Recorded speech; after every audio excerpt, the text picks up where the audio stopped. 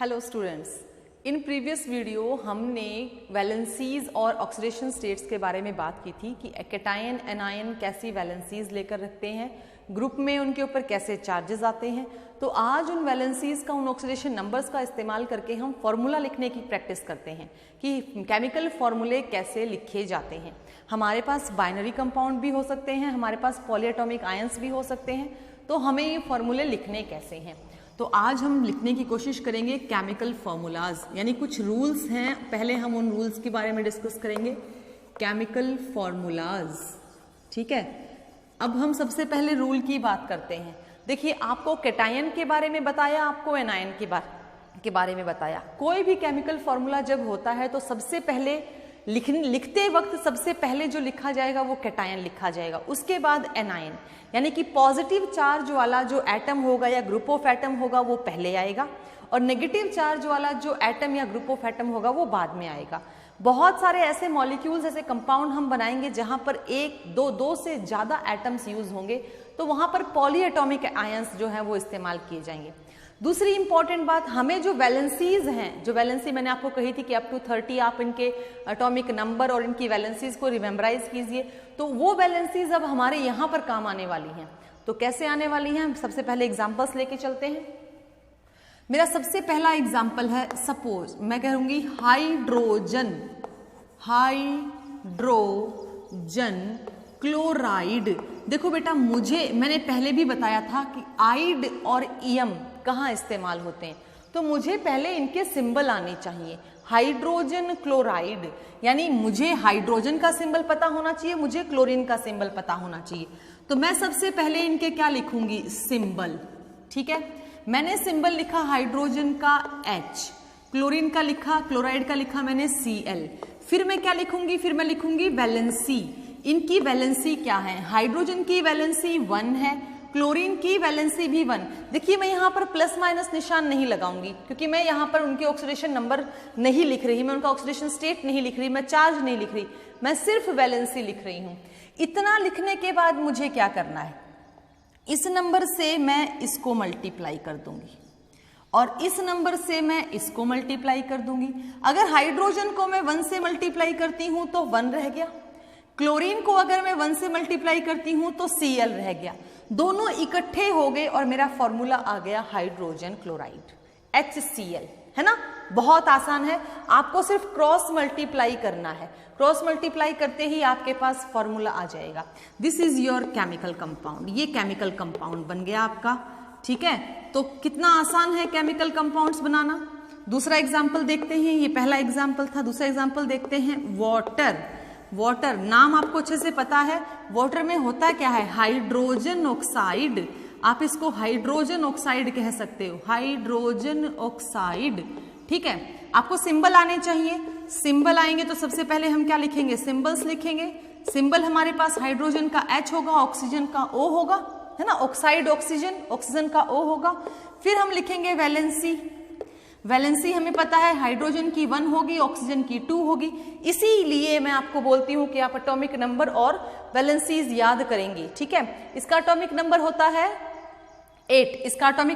है 8, डिस्ट्रीब्यूशन होता है 2, 6। वैलेंस में कितने इलेक्ट्रॉन है, वैलेंस शेल में है 6 इलेक्ट्रॉन। कितने इलेक्ट्रॉन की नीड है ऑक्टेट पूरा करने के लिए, 2 इलेक्ट्रॉन की नीड है, तो इसका मतलब इसकी वैलेंसी क्या हो गई, 2। ठीक है, अब क्या करेंगे, इनको क्रॉस मल्टीप्लाई करेंगे। अगर हाइड्रोजन के पास लिखा है 2, तो क्रॉस मल्टीप्लाई करते वक्त जो कुछ भी आता है वो पैर के पास लिखा जाएगा। इसको लिखेंगे 1 को हम लिखकर दिखाते नहीं हैं। This is your hydrogen oxide और सिंपली वाटर। ये वाटर का फॉर्मूला है। बहुत आसान है, बहुत आसानी से हम ऐसा कर सकते हैं। देखिए, थर्ड एग्जाम्पल, कैल्शियम क्लोराइड। ये बेटा, ये सारे मोनोएटॉमिक आयंस हैं, यानी कि सिंगल एटम के ऊपर चार्जेस हैं, उनके कंपाउंड बना रहे हैं। पॉलीएटॉमिक आयंस के भी कंपाउंड हम पढ़ेंगे। कैल्शियम क्लोराइड, हम इसके लिए क्या लिखेंगे, सबसे पहले सिंबल लिखेंगे। सिंबल लिखने के बाद हमने क्या लिखा, कैल्शियम का Ca लिखा, क्लोरीन का हमने लिखा Cl। फिर हम लिखेंगे वैलेंसी। कैल्शियम के लिए वैलेंसी, कितने इलेक्ट्रॉन्स की नीड होती है ऑक्टेट कंप्लीट करने के लिए, कितने इलेक्ट्रॉन का ये लॉस करता है, तो ये लॉस करता है 2 इलेक्ट्रॉन का। क्लोरीन को नीड होती है 1 इलेक्ट्रॉन की। कहाँ से आएंगे, कैसे पता चलेंगे, इनके एटॉमिक नंबर से। आप इनका एटॉमिक नंबर याद करेंगे, इनका इलेक्ट्रॉनिक डिस्ट्रीब्यूशन याद करेंगे, वैलेंसीज याद करेंगे, ठीक है। नाउ क्रॉस मल्टीप्लाई करेंगे, क्रॉस मल्टीप्लाई करते हैं तो Ca कि 1 से मल्टीप्लाई किया है और Cl2 जिससे मल्टीप्लाई करेंगे उसको पैर के पास लिखते हैं CaCl2। नंबर 4 पर आते हैं, नंबर 4 पर आते हैं magnesium, magnesium oxide, magnesium oxide, magnesium oxide symbol लिखेंगे, सिंबल, सिंबल क्या है मैग्नीशियम का, Mg, ऑक्साइड के लिए ऑक्सीजन। फिर लिखेंगे वैलेंसी, मैग्नीशियम की वैलेंसी कितनी होती है 2, ऑक्सीजन की कितनी होती है 2, दोनों को क्रॉस मल्टीप्लाई करेंगे, क्रॉस मल्टीप्लाई करते ही क्या आ गया MgO, मैग्नीशियम ऑक्साइड। तो ये सारे जो हैं वो सिंगल मोनो एटॉमिक जो है मॉलिक्यूल और कंपाउंड है, तो हम इनकी वैलेंसीज अगर याद कर लेते हैं तो it is very easy to form the chemical formula. अब पॉलीएटॉमिक आयंस की ओर देखते हैं। चलिए बेटा कुछ केमिकल कंपाउंड्स, केमिकल फॉर्मूले हैं, देखते हैं जो कि पॉलीएटॉमिक आयंस अपने पास रखते हैं। केमिकल फॉर्मूले of compound containing polyatomic ion. सबसे पहला हम लेते हैं कैल्शियम, कैल्शियम नाइट्रेट, ठीक है, कैल्शियम नाइट्रेट। अब आप कहेंगे कि मैडम हमें कैसे पता चलता है नाइट्रेट पर कितना चार्ज होगा। इसके लिए मैंने आपको प्रीवियस वीडियो में कुछ ग्रुप्स बनवाए थे, मोनोवैलेंट, डाईवैलेंट और ट्राईवैलेंट या पॉलीवैलेंट जो भी हैं, तो वहां से आप इनको याद कीजिए कि नाइट्रेट, नाइट्राइड, फॉस्फेट, फॉस्फाइड पर कितने चार्ज होते हैं, वो चार्जेस हमारे यहाँ पर काम आएंगे। इसमें भी वही करना है, हमें सबसे पहले सिंबल्स लिखने हैं, सबसे पहले सिंबल्स लिखेंगे, सिंबल लिखेंगे कैल्शियम का Ca।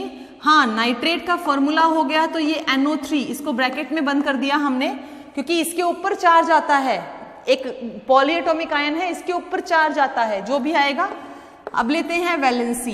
वैलेंसी में मैंने आपको बताया था कि आप प्लस माइनस नहीं लिखेंगे यहाँ पर आपको सिर्फ नंबर लिखना है। तो कैल्शियम पर कितना है 2 और नाइट्रेट पर होता है 1, तो आप इनको क्रॉस मल्टीप्लाई करेंगे तो क्या हो गया CaNO3 ट्वाइस, ठीक है। कैल्शियम नाइट्रेट जितना नंबर आपके कैटायन वैलेंसी का है उसका मल्टीप्लिकेशन एनायन के ग्रुप के साथ होगा। एनायन की वैलेंसी का मल्टीप्लिकेशन कैटायन के ग्रुप के साथ होगा और उसको हम फॉर्मूले के नीचे लिखेंगे, ऊपर नहीं लिखना है गलती से, इसको नीचे ही लिखना है। ऊपर लिखने से नंबर बदल जाता है, वैल्यू बदल जाती है।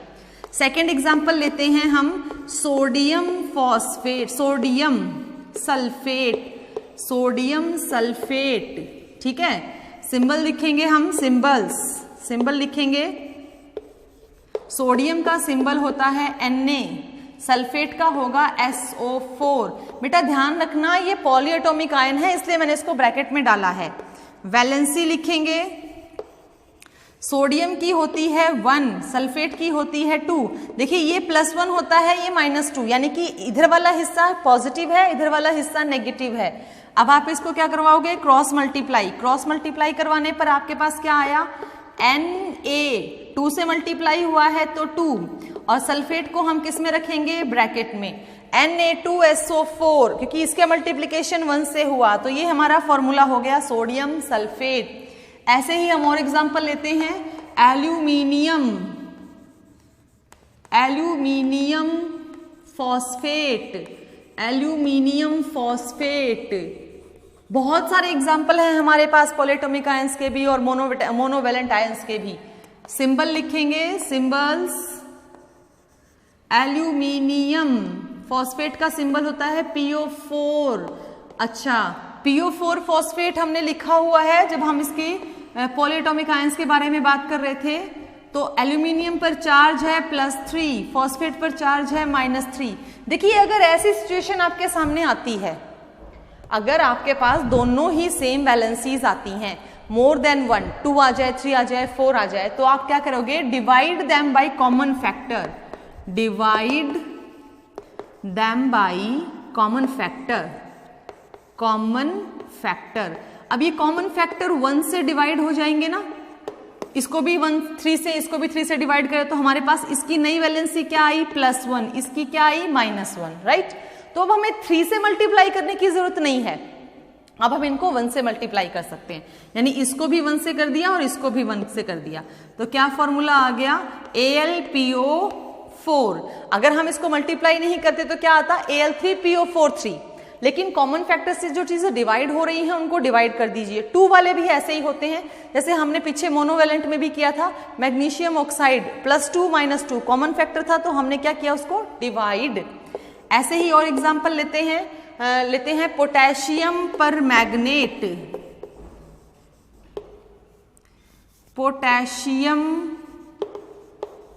पर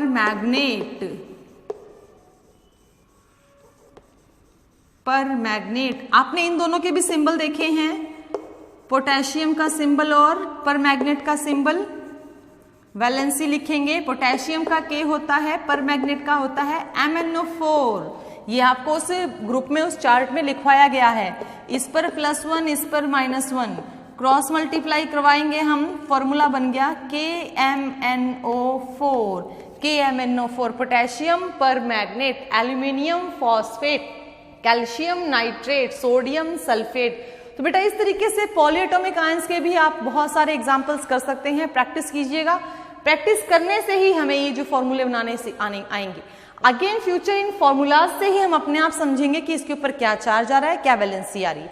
अगर हम इनको डिस्ट्रीब्यूट करते हैं, अगर हम इनको कट करते हैं, तो हमारे पास ये इंडिविजुअल सिंबल ऐसे आने चाहिए और उन पर इंडिविजुअल चार्जेस ऐसे आने चाहिए। ठीक है, और भी प्रैक्टिस करते हैं। चलिए और एग्जाम्पल देखते हैं पॉलीएटॉमिक आयंस के। एग्जाम्पल नंबर 6 हम लेते हैं calcium, calcium carbonate, calcium carbonate, नाम है कैल्शियम कार्बोनेट। हम क्या लेंगे, सिंबल लिया हमने कैल्शियम का Ca, कार्बोनेट का क्या होता है CO3।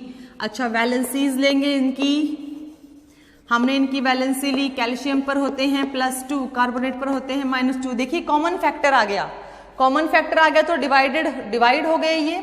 हम इनको +1 और -1 करके क्या कर सकते हैं, multiply. Now what's the formula, CaCO3, ठीक है, कैल्शियम कार्बोनेट। ऐसे लेते हैं बेटा potassium dichromate, potassium dichromate, potassium dichromate. आपको डाइक्रोमेट का फॉर्मूला भी बताया गया था। पहले लिखेंगे सिंबल में लिखा पोटेशियम का K, डाइक्रोमेट का लिखेंगे Cr2O7, राइट, Cr2O7। वैलेंसी लिखेंगे, पोटेशियम की +1 होती है, इस पर -2 होती है। बेटा क्रॉस मल्टीप्लाई करवाएंगे, K2Cr2O7, this one is the formula of potassium dichromate. 8 पे लिखेंगे एल्यूमिनियम सल्फेट, एल्यूमिनियम सल्फेट के लिए क्या लिखेंगे, सिंबल लिखेंगे, सिंबल में आएगा एल्यूमिनियम और SO4, सल्फेट हो गया ना। वैलेंसी लिखेंगे, वैलेंसी एल्यूमिनियम के लिए +3 होती है, सल्फेट पर -2। देखिए कॉमन फैक्टर नहीं है, ये +3 है, ये -2 है, यानी ये 3 है, वो 2 है, तो कॉमन फैक्टर नहीं हुआ ना। कॉमन फैक्टर नहीं हुआ तो हम इनको ऐसे ही मल्टीप्लाई करेंगे। आंसर आएगा Al2SO4 whole thrice. Remember that, कोई भी कंफ्यूजन नहीं होना चाहिए आपको। वैलेंसी से क्रिस क्रॉस करते हुए हमें मल्टीप्लाई करना है। जितना भी डिजिट से मल्टीप्लाई हो रहा है वो एज इट इज आ जाए, अगर कॉमन फैक्टर नहीं है तो। नंबर 9 पे लेते हैं हम sodium carbonate, sodium carbonate. Symbol लेंगे सोडियम, और कार्बोनेट के लिए क्या सिंबल था, CO3। वैलेंसी लेंगे, सोडियम के लिए +1, कार्बोनेट पर -2। याद रखनी है ये बातें। क्रिस क्रॉस करके मल्टीप्लाई किया हमने, Na2CO3, this is the formula for sodium carbonate. ठीक है, बहुत सारे और कंपाउंड्स हैं जिनकी आपको प्रैक्टिस करनी है, जो पॉलीएटॉमिक आयंस को लिए हुए होते हैं। सिंपल मोनोएटॉमिक आयंस के साथ भी करनी है और पॉलीएटॉमिक आयंस के साथ भी। बुक में भी आपको बहुत सारे एग्जांपल्स मिलेंगे और आपको नोट्स में भी गिवन है, तो प्लीज इनकी प्रैक्टिस करते रहिए। जितनी प्रैक्टिस करेंगे उतने आप आसानी से कंपाउंड जो है वो बना पाएंगे और उनके नाम आपको याद हो पाएंगे। सबसे ज्यादा जरूरी है कि आप सिंबल्स याद करें, सिंबल्स के साथ उनके नाम याद करें और नाम के साथ उनकी वैलेंसीज और चार्जेस याद करें। अगर ये याद हो जाते हैं तो किसी भी प्रकार का केमिकल फॉर्मूला हम आसानी से बना सकते हैं। तो बेटा यहाँ तक खूब अच्छे से प्रैक्टिस करनी है, खूब अच्छे से लर्न करना है।